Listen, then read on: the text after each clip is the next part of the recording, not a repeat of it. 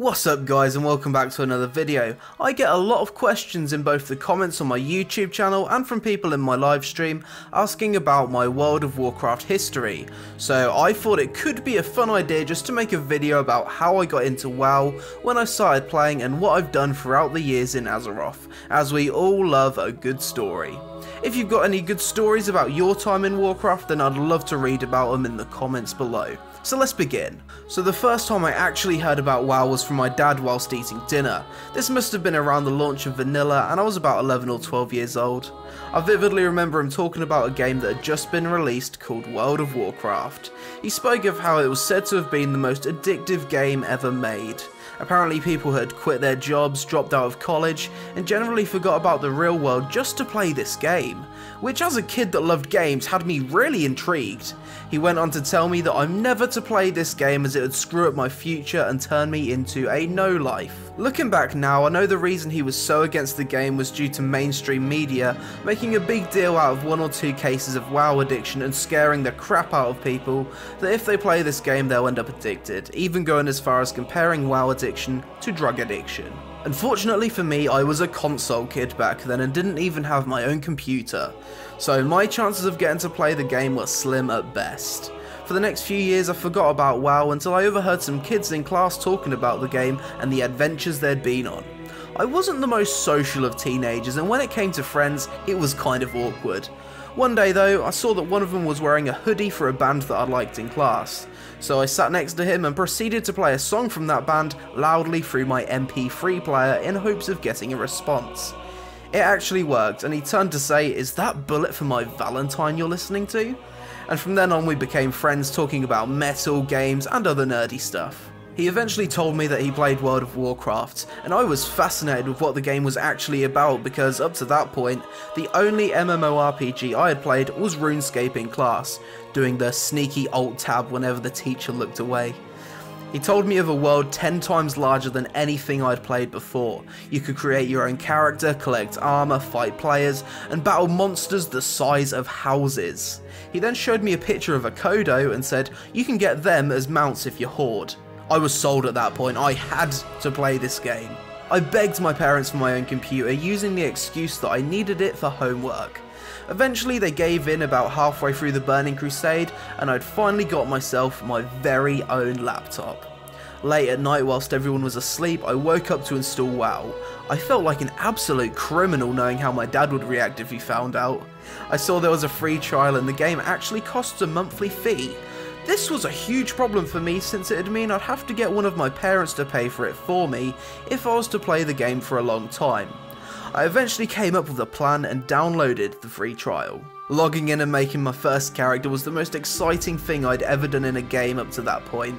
I remember making a human mage, exploring the caves in Northshire, dying a bunch of times, and eventually getting to Goldshire where I saw other players on mounts. It was this point where I actually felt sick with excitement.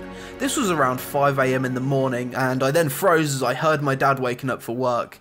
I shut my laptop and pretended to be asleep until he left about an hour later. I then woke up and continued playing despite having school in a few hours, getting absolutely no sleep. My plan for playing WoW long term was as follows. Slowly ease my mum into being cool with me playing it by making up fake scientific statistics that playing WoW makes kids smarter and more likely to get a job. I eventually told her that I'd played the game at a friend's house and it wasn't addictive whatsoever.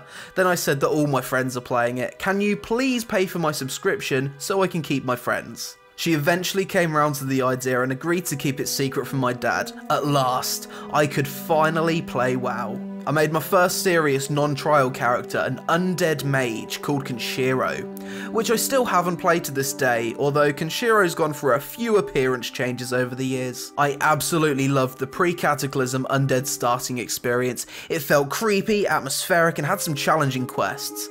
One which I'll never forget is the Argmand family crypts quest chain, which felt really hard back then as a frost mage. I remember dying over and over trying to pull one mob at a time, which wasn't easy with with them being so close together. Nowadays it's a bit of a face roll, but back then fighting 2 or more mobs at a time with certain classes was actually quite hard. I eventually got to Taran Mill, and along the way I'd picked up the mining profession. I became obsessed with mining every piece of ore I could find. I remember spending hours just running around the Hillsbred Mountains farming. It was at this point where I got my first honourable kill. Some dirty Alliance paladin was going around farming ore in my farming spot. Unfortunately for them, they left their PvP on. I popped everything I had and blew this person up before proceeding to teabag them furiously by spamming the X key. It's worth mentioning at this point that I clicked all my abilities and had no idea that key bindings were even a thing. I also controlled my character with the arrow keys rather than WASD, and the only keybind I knew of was X, which by default makes your character sit down. I made a decent amount of gold from farming ore, and around level 30 I went to Stranglethorn Vale. I remember really struggling with a few quests here and dying over and over again, making hardly any progress. One day I was in a pretty crappy mood and constantly kept DCing.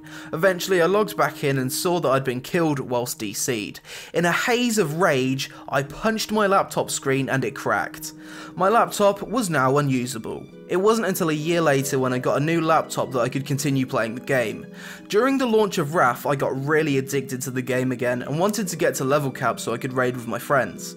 I remember playing the game for 14 hours in one day during the school holidays because I was so excited to go to Outland. I eventually managed to cap my mage shortly after the release of Ulduar. I remember logging in every day to clear the Wrath heroics. I really enjoyed how they stayed relevant throughout most of the expansion. Eventually I plucked up the courage to join a Dutch raiding guild that were in need of a mage. I decided to spec Arcane over Frost 2 because it did the most damage at that point.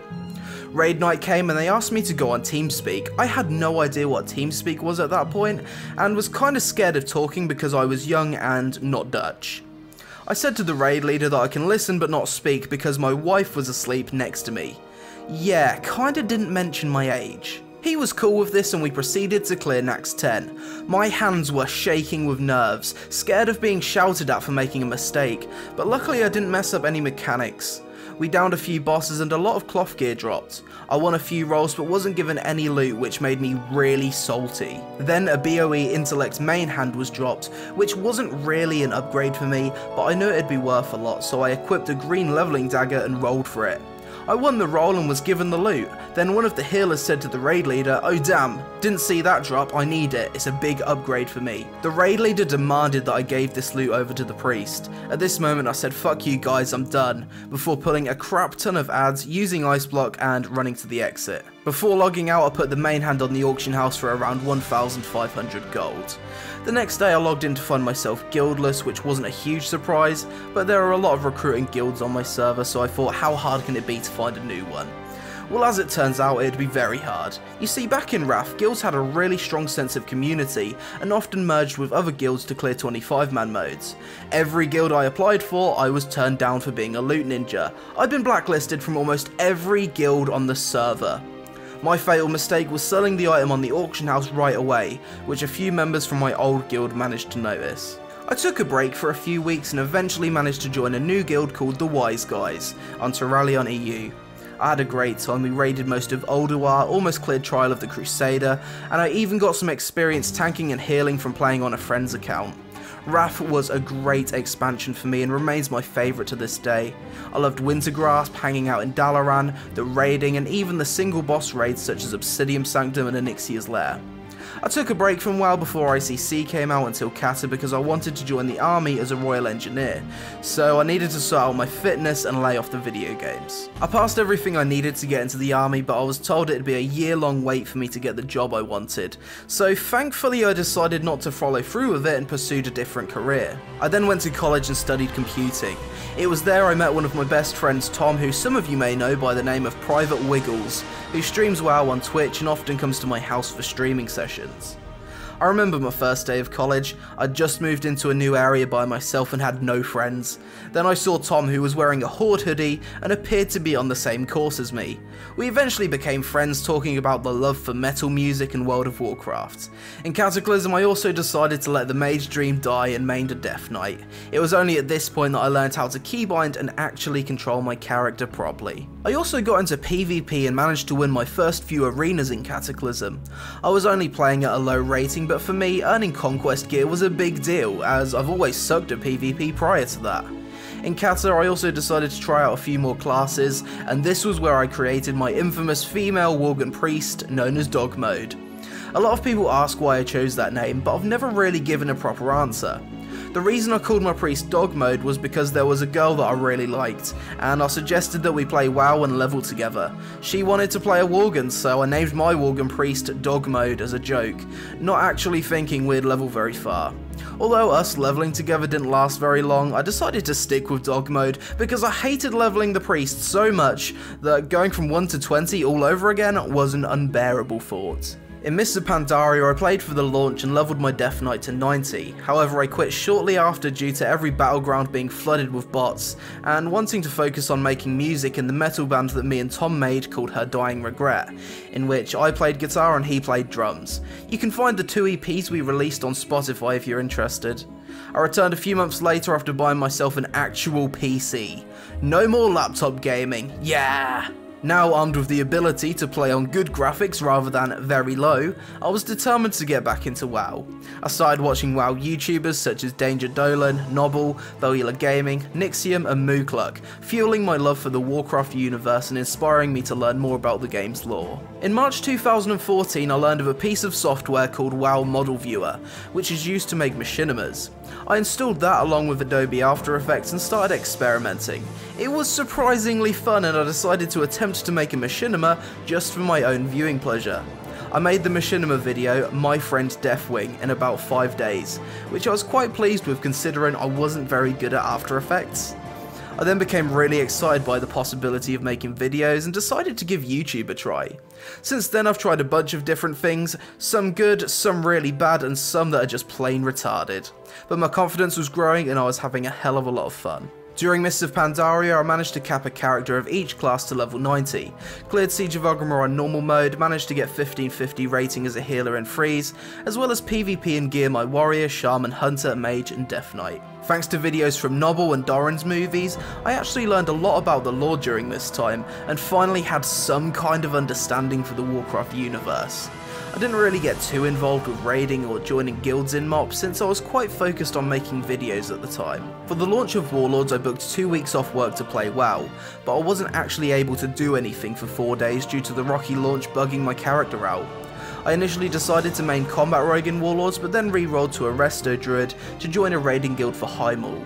I got ahead of the curve in High Maul and cleared 6 out of 10 Foundry Heroic before getting bored of raiding and turning back to the ways of PvP. Since then I've played my Feral, Druid, Mage, Warrior and Mistweaver Monk. Warlords has been the expansion where I've improved the most as a player. I managed to break 2k rating in 2v2 and almost 2k in 3v3 on my Feral.